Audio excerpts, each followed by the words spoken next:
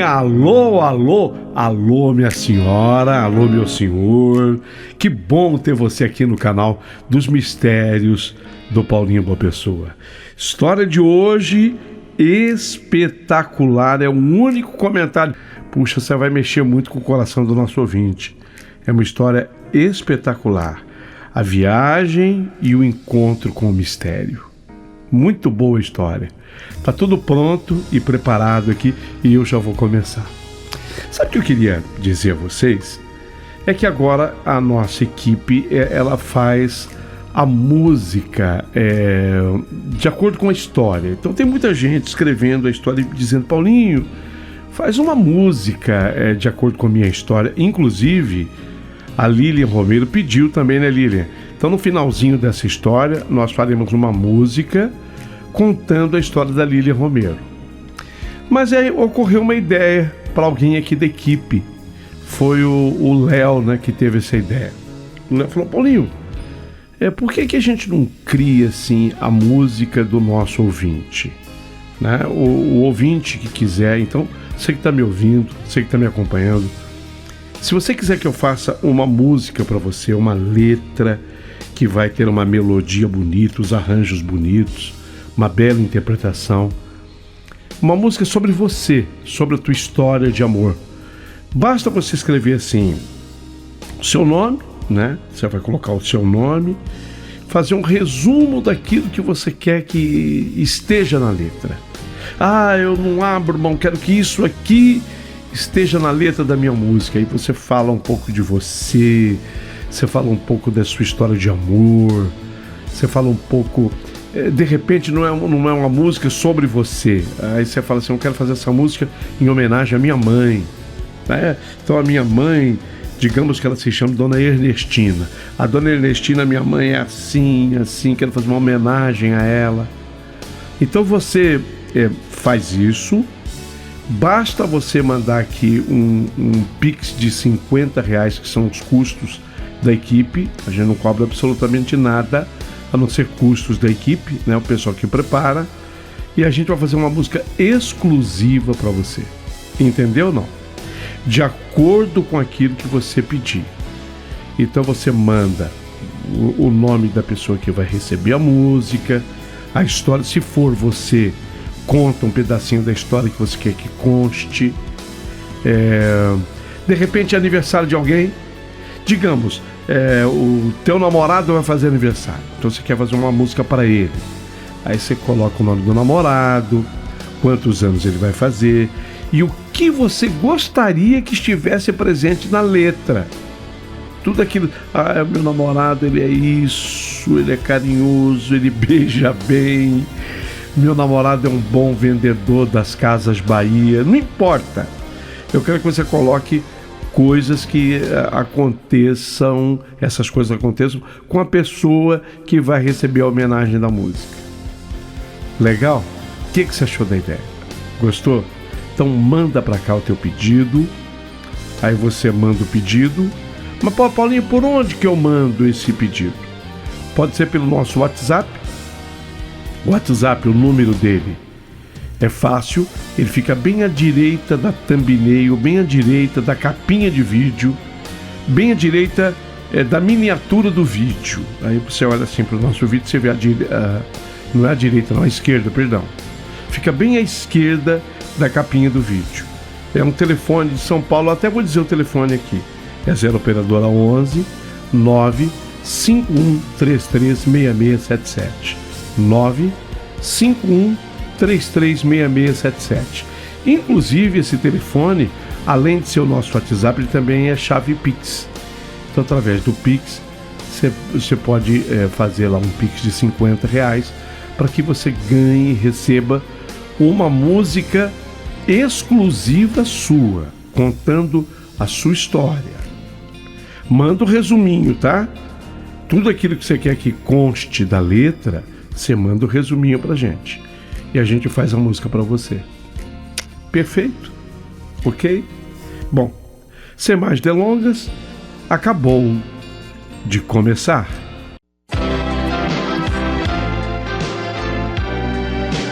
Rádio Emoção.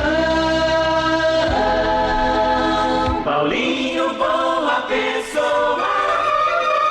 A verdade de cada um.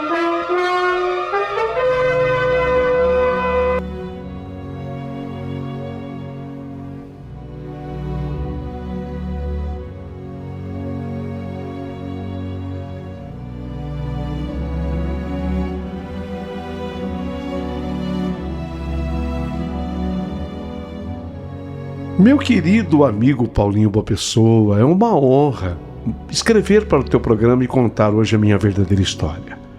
Meu nome é Liliane Romero e eu posso garantir uma coisa para o teu ouvinte: a minha história vai comover, vai tocar corações, vai emocionar.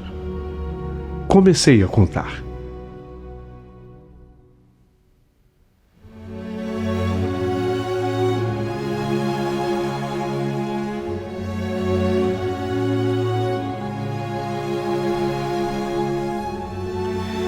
E estou escrevendo essas palavras com as mãos ainda trêmulas, como se cada letra que eu trago aqui agora e traço nesse momento pudesse ainda reviver tudo que eu vivi.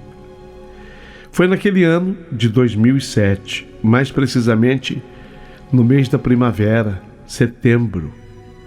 Foi exatamente nesse mês que a vida que eu conhecia começou a se desfazer como areia fina entre os dedos. Meu amor, meu marido Jaime, amor de mais de 20 anos, ele fora diagnosticado com um câncer muito agressivo no fígado. O Paulinho, quando ele descobriu a doença, ela já estava muito avançada, o chamado estado terminal. Os médicos foram realistas, francos e até duros. O tempo dele estava se esgotando. Ele tinha mais no máximo, de acordo com o médico, 3 meses pela frente. O corpo do meu marido enfraquecia a cada dia.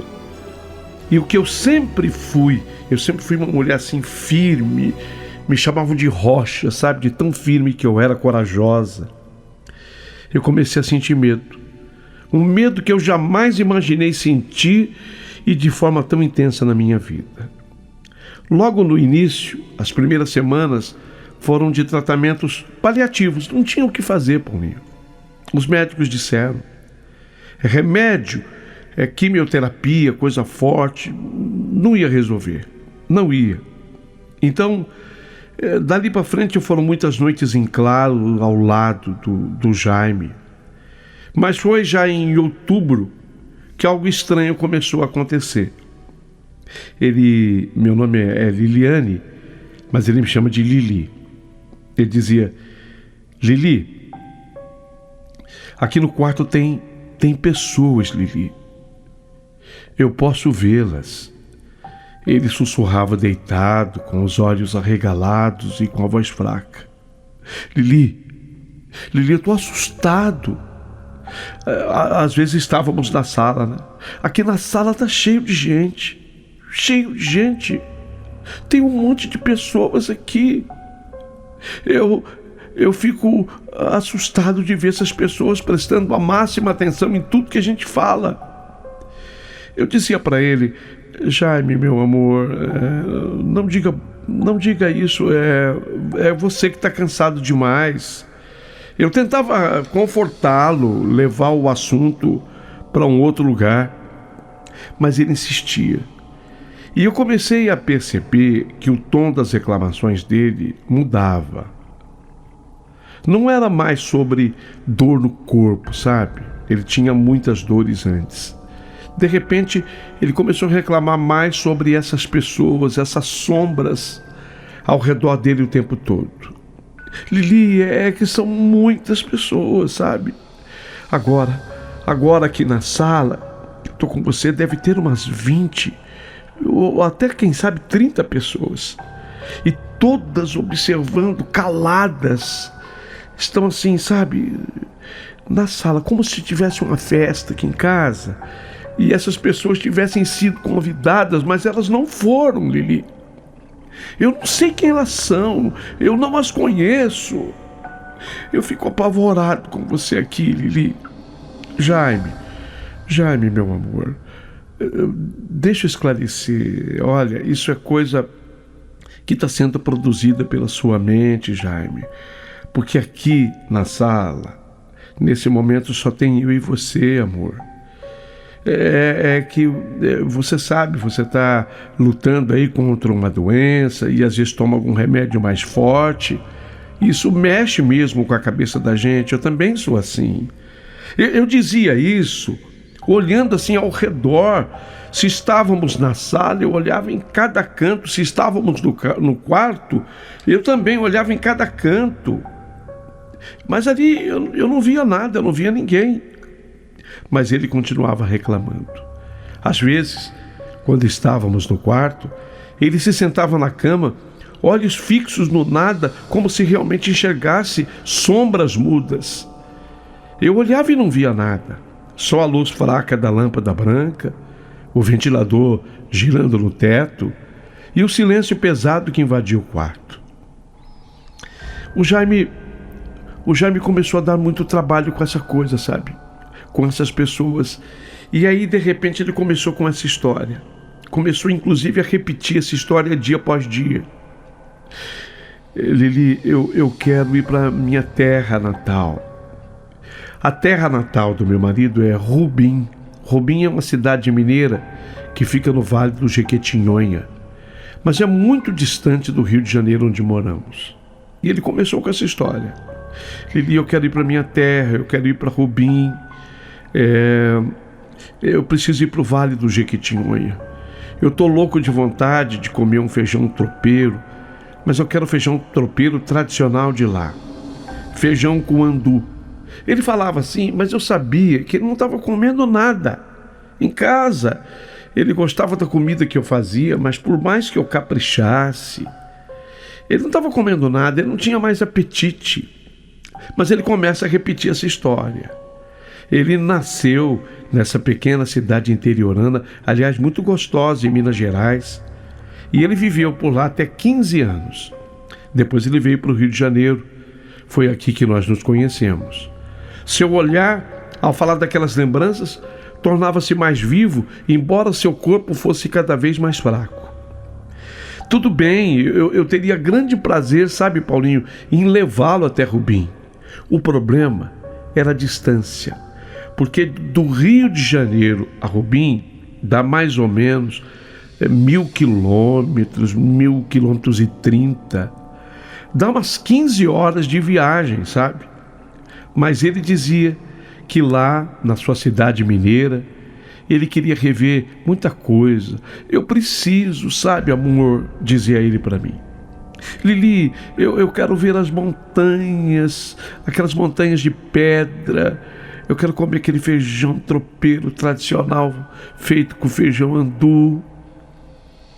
Mas, Paulinho, eu confesso a você e a quem estiver ouvindo, eu tinha muito medo de viajar. Ele já estava pesando menos de 50 quilos, devia estar com uns 48 quilos nessa época. Ele era um homem de 100 quilos, você imagina. O peso dele havia reduzido para menos da metade. Ele mal conseguia ficar de pé por alguns segundos. Mas o coração dele não se aquietava enquanto eu recusava. Amor, eu quero ir até Rubim, eu preciso ir lá. Você vai dirigindo, eu confio em você, ele dizia até com voz trêmula. E assim, com medo e amor entrelaçados no meu peito, eu cedi. Sim, eu confesso que o meu temor era ele não resistir à viagem, morrer na estrada. Eu iria ficar desesperado, vocês imaginem. O nosso carro era um bom carro, mas eu ficava pensando, já pensou o Jaime morrer na estrada comigo? O que eu vou fazer? Consultei o médico não me deu nenhuma garantia. Mas o médico falou, olha, senhora Liliane, se puder, faça o gosto do seu marido. Vá, eu acho que a senhora tem mais é que ir, senão depois a gente fica com esse peso na consciência. Fazer o quê? Ele está insistindo para ir. Então vá. Bom, foi depois do meio-dia, por volta de umas 13h30, que nós partimos naquele domingo. A minha ideia era dividir a viagem passando por Belo Horizonte. Eu queria dormir em Belo Horizonte e exatamente assim foi feito. Para não ficarmos muito distantes do objetivo, nós nos hospedamos naquele hotel pertinho da BR em BH. Tinha estrada boa até lá para que eu pudesse ir assim sem paradas até Belo Horizonte.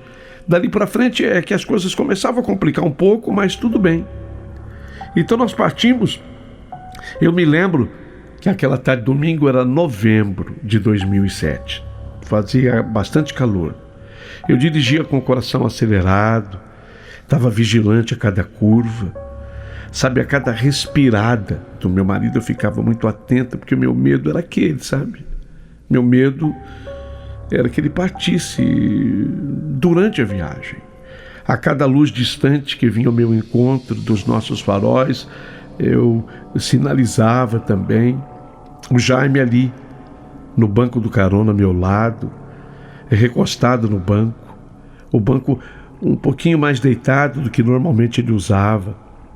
Ele dizia para mim que a viagem o fazia sentir-se vivo de novo, embora suas mãos tremessem como folhas ao vento. Aí quando a noite caiu, por volta de umas 9 horas da noite, foi que eu resolvi parar nesse hotel. Esse hotel que eu disse a vocês em BH, na beira de estrada. Era um hotel pequeno, assim, não era um hotel grande não. Era aquele hotel que tem aquela placa de neon piscando. E nós estávamos cansados, eu, por exemplo, cansada. Eu sabia que ele precisava descansar mais do que nunca. Entramos ali. Entramos no quarto, eu fechei a porta com um suspiro de alívio, coloquei as malas assim num canto do quarto. Liguei a TV um pouco, depois desliguei e deitamos na cama abraçados. O ar estava pesado, uma mistura de cansaço, ansiedade, aquela sensação estranha de que alguma coisa estava errada. Foi então que o Jaime, com a voz baixa, quase inaudível, ele falou: Lili, fala, amor. Lili, não fique assustada. Mas aquelas pessoas, aquelas que me perseguem lá em casa, elas estão aqui também, Lili. E elas estão enchendo aqui o quarto do hotel, e aqui, como é menor, elas estão apertadas aqui dentro, e elas não se movem. Elas ficam apenas ao redor, caladas e prestando atenção em tudo que eu faço, em cada vez que eu me movo, cada vez que eu me mexo. Eu tô apavorado, ele falou. Bem, se ele estava apavorado, eu também estava apavorada. Nessa hora meu coração gelou. Eu olhei para todos os cantos daquele quarto de hotel. Até atrás das cortinas eu fui mexer. A cortina estava fechada, eu mexi. Olhei perto das malas onde eu tinha colocado as malas. Olhei cada cantinho. Não havia ninguém, nada, só nós dois e o silêncio, porque a TV estava desligada. E eu falei para ele aquilo que eu vivia falar. Jaime, meu amor, eu dei uma olhada, não tem ninguém aqui. Eu quero que você descanse. Nós temos depois o restante da estrada. Ele virou assim o rosto para mim, os olhos pesados, tristes, mas convencidos. Você não as vê, mas elas estão aqui. Eu sinto a presença delas. E elas estão me observando. E aí eu que sempre fui, sabe, uma rocha, conforme dizia minha família, uma mulher firme. Eu sentia o medo escorrer pelas pernas, subir pela espinha e se assentar lá no fundo do meu peito. Porque ele estava ali, meu marido, olhando fixamente para o nada. E eu comecei a me perguntar: será que ele vê realmente alguma coisa. Não é possível, porque ele vê lá em casa, agora aqui no quarto de hotel, em Belo Horizonte. Levantamos no outro dia cedo, por volta de 6 horas da manhã. 6h30 já tínhamos tomado café, feito o check-out e entramos no carro e pegamos novamente a BR. Andamos mais ou menos coisa de uns 15 quilômetros na estrada. Foi quando o Jaime, que estava mais fraco ainda, sua voz quase um sussurro, ele olhando assim para mim, que eu observava que ele queria dizer alguma coisa, inquieto, como se ele procurasse um momento para começar a falar, até que num ponto da estrada, coisa de uns 15 quilômetros depois, ele falou: Lili, por favor, faz o retorno. Como assim? Eu não entendi. Por favor, faz o retorno. Eu não consigo mais ir adiante. Eu sei lá, pensei que ele estivesse passando mal, alguma coisa do gênero. Que foi, amor? O que está acontecendo? Você está me assustando. Ele falou: não, calma, é que eu vou ser sincero com você. É que eu pensei que indo para minha terra, eu ia me livrar daquelas pessoas. Mas está provado que não. Já percebi que essas pessoas estão em todas as partes onde eu estiver. Essas pessoas estão em mim ou estão comigo, sei lá. Então, eu estava usando a viagem como uma desculpa, falando que eu estava com vontade do feijão tropeiro, apesar de gostar muito do feijão tropeiro com feijão andu. Mas era uma desculpa minha. Eu não quero mais ir. Eu quero voltar para casa. Você me perdoa, eu não estou te fazendo de palhaça. Era um desejo, era uma fuga que eu estava empreendendo. Eu estava com medo dessas pessoas que me perseguem. Eu estava querendo ir para minha terra para me esconder, sabe? Ficar livre delas. Mas já ficou provado no hotel em Belo Horizonte que elas não vão me deixar. Para mim, foi muito triste ouvir isso do Jaime. Foi como se o tempo tivesse parado. Ele havia desistido de seguir em frente. E eu também estava com medo, porque ia complicar muito, né? A nossa saída. Você vê, nós estávamos ainda na metade do caminho, até chegarmos lá na cidade dele, nos hospedarmos. Ele já nem tinha mais parentes por lá, já havia muito tempo que ele tinha saído de lá. Então aquele homem, meu marido, que me implorava para ir até Rubim, desistiu ali, no acostamento quente daquela rodovia. Não por falta de força física, embora ele mal conseguisse ficar de pé, mas ele estava desistindo por causa do terror que o consumia por dentro. Até falei para ele: mas Jaime, você me falava tanto que queria comer do feijão tropeiro feito com feijão andu, o tradicional, que você estava morrendo de vontade. E ele me disse que sim, que tinha vontade mesmo, mas o motivo da viagem não era aquele. Ele estava querendo fugir das pessoas que o perseguiam. Fiquei muito triste. Falei para ele assim: bom, então vamos voltar, mas como o Belo Horizonte está aqui a 15 quilômetros, eu vou passar em Belo Horizonte, eu vou comprar, porque aí tem aquele feijão andu, e em casa eu vou fazer para você o feijão tropeiro que você tanto quer. Ele me deu um sorriso e sabia que eu falava aquilo com muito amor. E outra coisa, ele gostava da comida que eu fazia. Para ele, eu era melhor cozinheiro do que a mãe dele, para vocês terem uma ideia, o amor que ele sentia por mim. Então voltamos ao Rio de Janeiro. E eu sentia que parte da minha alma ia junto com ele. Paulinho Boa Pessoa, ouvintes queridos, eu fui criado numa família evangélica. A minha fé sempre foi muito forte. Eu cresci no meio de sermões, salmos e cânticos. Meu avô, pastor Clemente, embora agora já idoso, nesse momento ele tinha 88 anos, mas ainda lúcido, bondoso, firme na palavra. Não era mais assim pastor, ele não estava mais no exercício do ministério. Mas uma vez pastor, sempre pastor. Ele era um homem que eu sempre admirei. Eu iria recorrer a ele, ao meu avô Clemente. Então, no Rio de Janeiro, fui atrás do meu avô.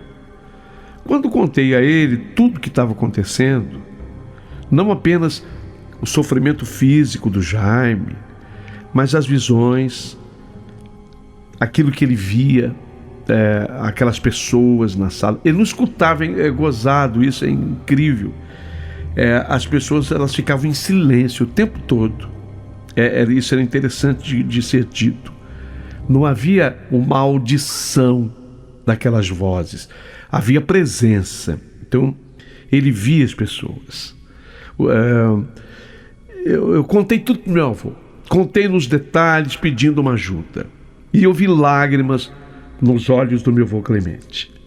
Ele, mantendo a calma, como sempre, uma pessoa muito vivida, ele disse: Lili, olha, eu tenho até uma explicação espiritual para isso.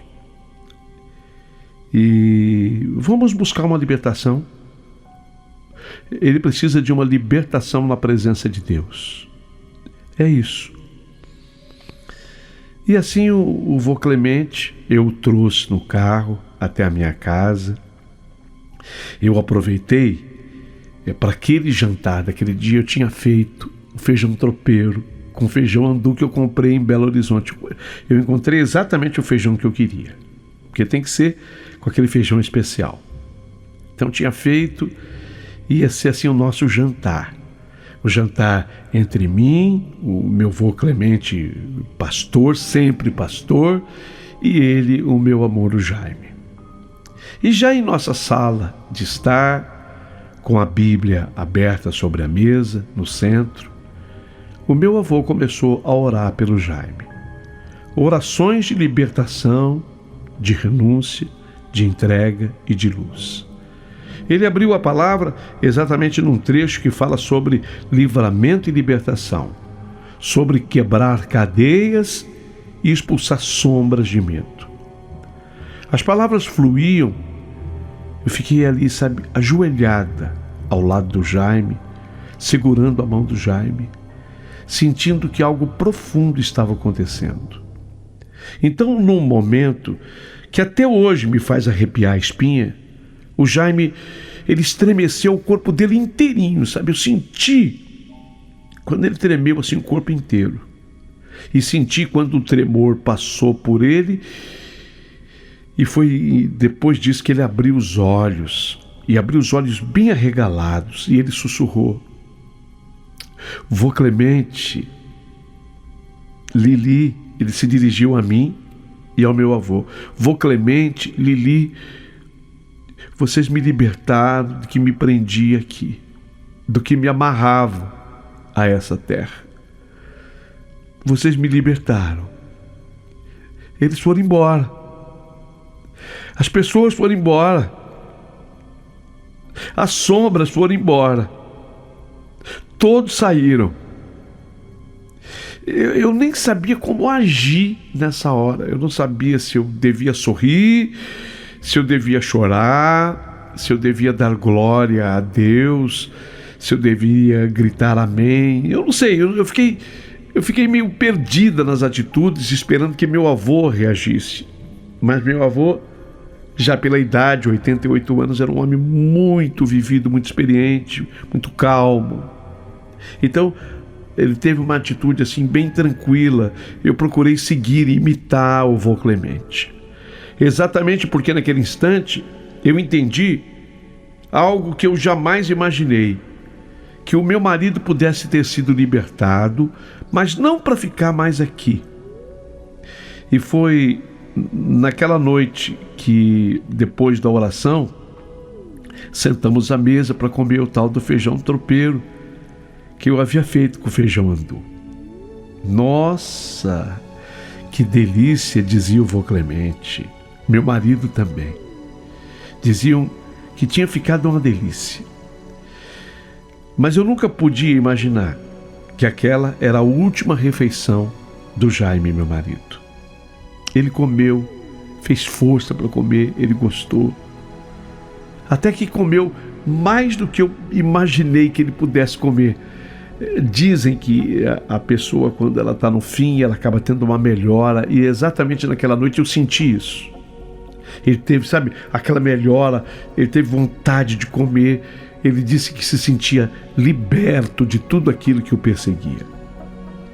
Bom, aí eu fui levar o vô Clemente até a casa dele, voltei, já tinha deixado o Jaime deitado, dormindo, e passamos aquela noite. E eu me lembro que na manhã seguinte, com uma precisão até que me assusta, eu me lembro, como se o tempo tivesse gravado cada palavra, cada som numa fita invisível dentro da minha mente ou do meu peito. A casa estava assim com a luz amarelada, e sabe aquela luz que entra pelas frestas da cortina? Eu tinha acordado cedo, porque o ar dentro de casa parecia, não sei, mais pesado, como se alguém tivesse fechado a janela da alma. O Jaime, ele estava já na poltrona, tem uma poltrona, onde ele dormia quase sentado, era o jeito que ele tinha para dormir.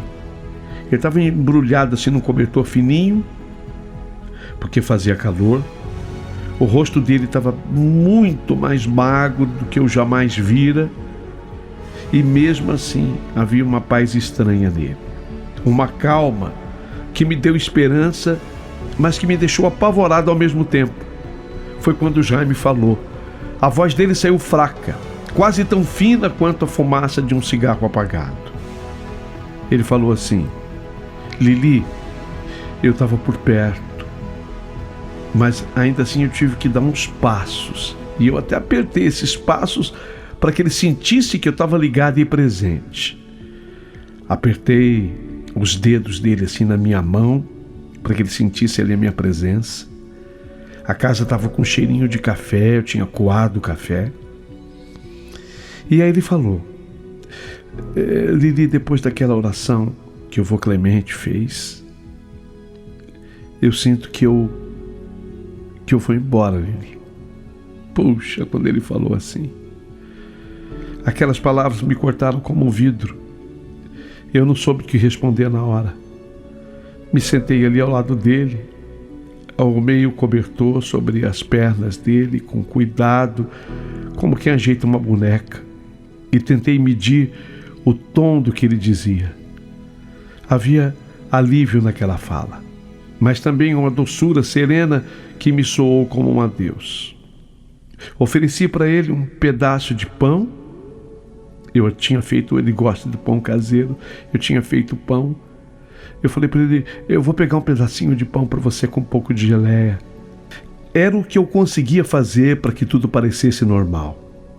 Ele comeu pouco, uma mordida, duas talvez, e depois ele ficou assim com as mãos sobre o ventre, os dedos buscando um ponto de paz. Ele estava bem amarelado, sabe? Fígado, a doença no fígado faz com que a pessoa tenha essa cor. Ele tinha gestos humanos naquele instante. Quando eu tentei oferecer aquele pedacinho de pão colocando na boca dele, ele fez com a cabeça que não, fechou os olhos, e eu aproveitei para tirar uma dúvida que eu tinha comigo. Eu falei: Jaime, você sabe me dizer se aquelas pessoas que você dizia que estavam em casa, que te perseguiam, elas eram boas ou elas eram pessoas más?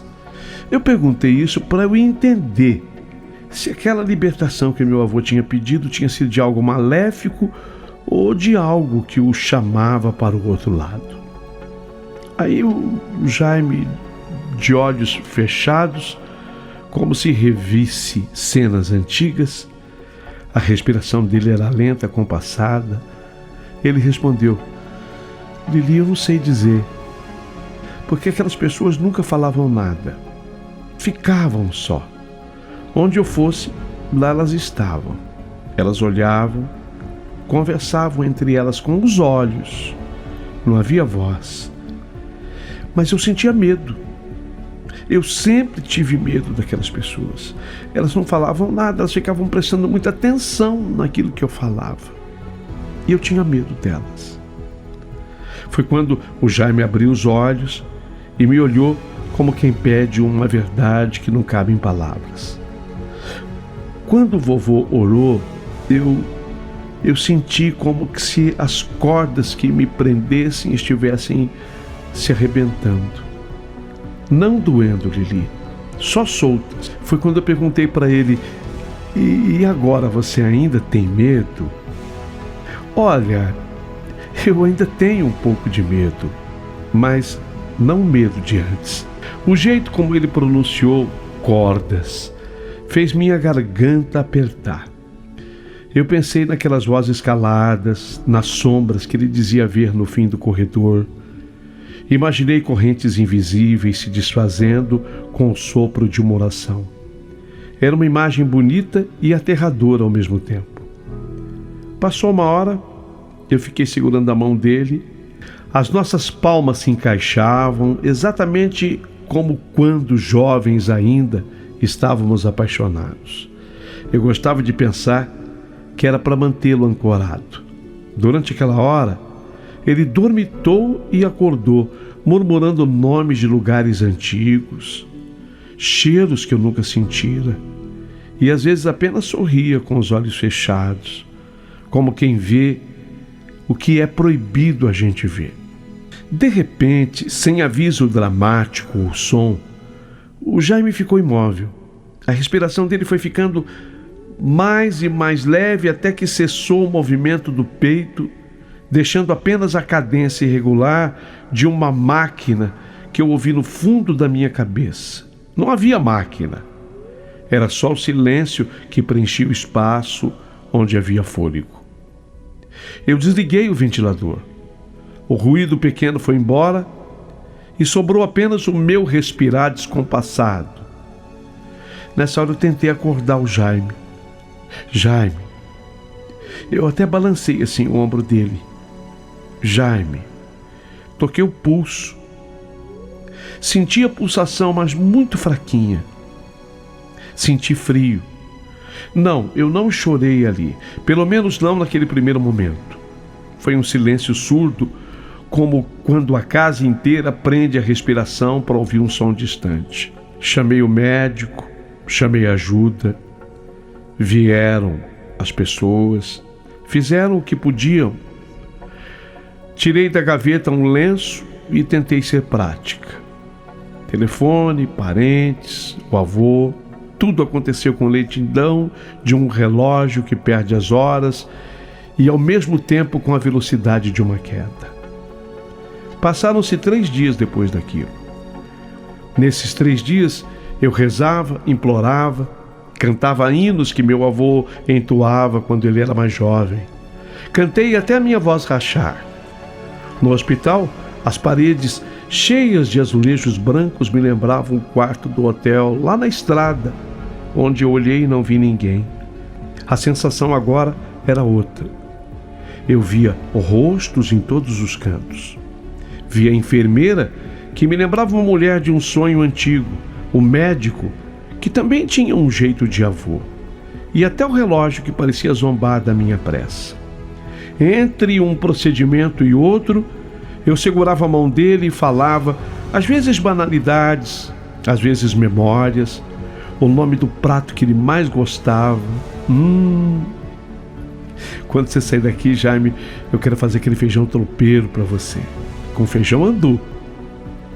O som do carro que ele queria quando nós éramos jovens, aquilo tudo eu imaginava. Como a gente se conheceu. Ele abriu os olhos quando eu falei para ele sobre como nos conhecemos. E na manhã do 3º dia, às 7:30 da manhã, quando o sol entrou em fendas pela cortina do quarto, desenhou listras no lençol, Jaime fez o seu último suspiro longo. Um suspiro que era ao mesmo tempo um alívio e um chamado. O médico depois diria que o coração havia cedido. Eu, naquela hora, apenas soube que a pessoa que eu amara por tanto tempo Mais de 20 anos durou nosso casamento. Havia partido.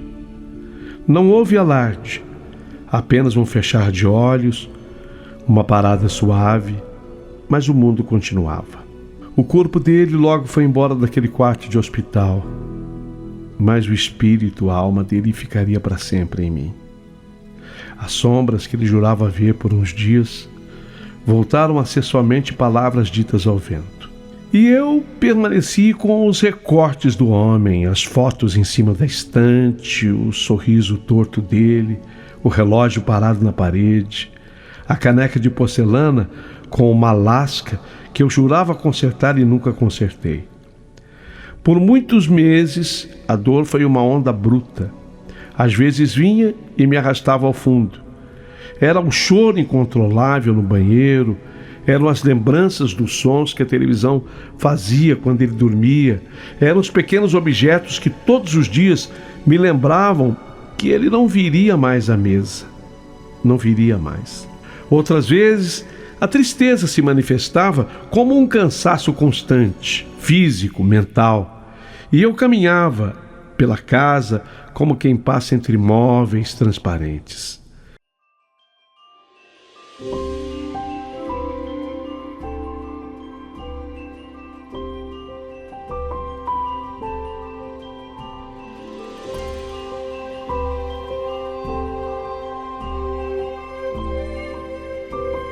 Mas a vida teimosa prosseguiu.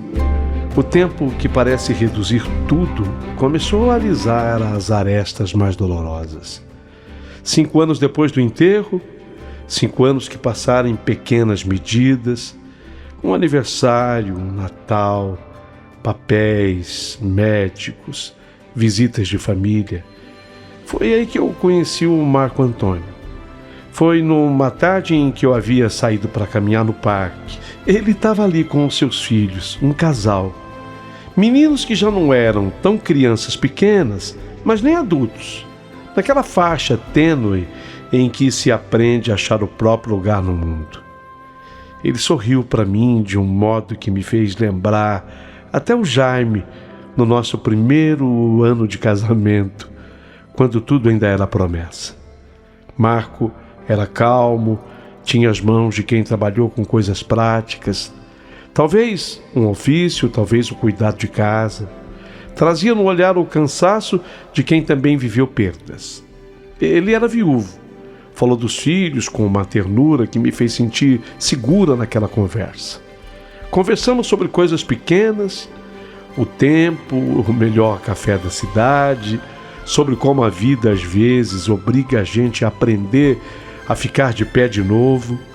E aí a gente foi se encontrando com uma frequência suave, sem pressa, sem cobrança. Eu levava um pedaço de bolo que eu fazia assim meio torto, ele trazia as histórias dos filhos. Ele era um homem que sabia ouvir, que sabia falar. Os meninos, já moços, eram gentis comigo. Havia entre nós uma construção gradual de confiança, um ajuste de lugar no mundo. Não foi um amor que pudesse substituir o amor que eu senti pelo Jaime, até porque os amores não são feitos para isso. Cada amor é próprio. Não existe uma substituição quando o amor foi profundo. Existe até uma continuidade, substituição não. Marco veio como um novo capítulo escrito sobre páginas já vividas. Ele trazia histórias de sua própria dor, as cicatrizes do casamento anterior, e o jeito como ele falava de suas crianças me ensinou a abrir outra vez a porta. Por vezes, em noites caladas, eu sentia culpa por gostar de sorrir com alguém novo. Em outras noites, eu agradecia por ter perdido o medo de rir outra vez. Os anos me ensinaram que a vida não é um apagar de luz súbito, nem um apaziguar completo. Tudo coexistia dentro de mim. A memória do Jaime, a voz do meu avô fazendo as suas orações, o calor de mãos novas que seguravam as minhas. Eu envelheci com lembranças que pulsam e com momentos que somam, como se cada alegria fosse uma nova camada sobre a dor, não para cobri-la, mas para torná-la parte de algo mais vasto. Hoje, eu com os meus 62 anos, eu olho para trás e vejo uma estrada composta de noites longas e dias de silêncio. E também de manhãs em que o café aquecia a cozinha e eu sentia vontade de viver. A história de Jaime e das sombras que ele via segue comigo. Eu gosto de contá-la porque ela me salvou de não esquecer como o amor pode ser profundo e também como o mistério pode se confundir com a misericórdia. Tudo isso faz parte da minha vida e eu gosto de ter comigo e contar. Uma outra coisa que sempre chamou muita atenção foi que, apesar de ter ficado casada com o Jaime mais de 20 anos, nós não pudemos ter filhos. Mas eu ganhei 2 depois que passei a morar com o Marco Antônio. A gente se completa e eu tenho uma família, porque Deus é misericordioso. Assim eu chego ao final dessa história. Espero que vocês tenham gostado e adoraria ouvir os comentários de vocês, lê-los aqui abaixo do meu vídeo. Vou ficar esperando. Paulinho, boa pessoa, eu tenho um pedido especial. Agora eu sei que você está fazendo uma música para as histórias e eu queria tanto lhe pedir que você fizesse uma música linda para a minha história. Por favor, você pode fazer isso por mim? Assinado Liliane. Ô Lili, com muito carinho, fizemos a letra, fizemos a canção e eu espero que você goste, tá? Um beijo para você.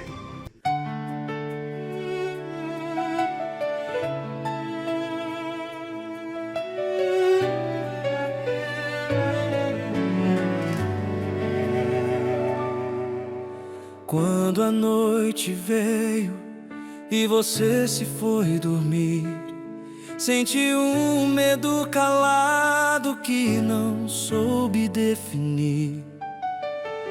Olhos que não vi, vozes sem som, no silêncio do quarto, um coração em vão. Eu chorei por você, na estrada, no olhar, no vento. Procurei em Deus a luz, no eco do sofrimento. Sombras e luz na mesma direção, entre o medo e a fé, lateja o coração. Eu vi, eu senti, eu vivi seu último suspiro, seu existir. Sombras e luz, amor sem razão, na oração encontrei libertação.